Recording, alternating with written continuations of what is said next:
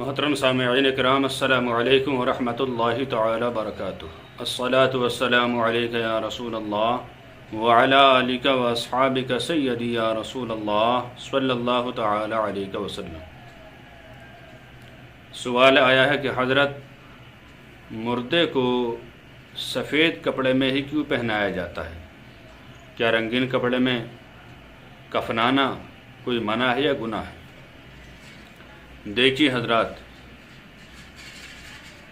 کفن کے تعلق سے ایسی کوئی شرط نہیں ہے کہ سفید ہی کپڑا ہونا چاہیے، کوئی بھی کسی بھی قسم کا کپڑا چل سکتا ہے۔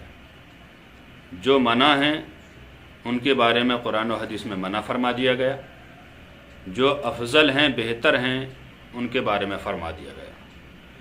سفید کپڑا کیوں پہناتے ہیں؟ اس لیے کہ حضور صلی اللہ تعالی علیہ وسلم نے ارشاد فرمایا، اپنے مردوں کو سفید کپڑوں میں کفنایا کرو، اس لیے کہ وہ عالم ارواح میں ایک دوسرے پر تفاخر کرتے ہیں، یعنی خوش ہوتے ہیں۔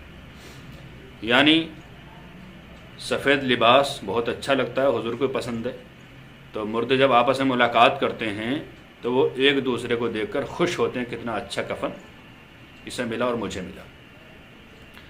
حالانکہ دیگر رنگ کے جو کپڑے آتے ہیں وہ بھی جائز ہے، چاہے کسی بھی کلر کا ہو، لیکن افضل اور سنت طریقہ یہی ہے کہ سفید میں ہونا چاہیے۔ کچھ کپڑے ناجائز ہیں، جیسے کہ مرد کو کسم یا زعفران یا ریشم کے کپڑے میں کفن دینا، ان کے بارے میں شریعت میں منع کر دیا گیا کہ اس طرح کے کپڑے مرد کو کفن میں نہ دیے جائیں۔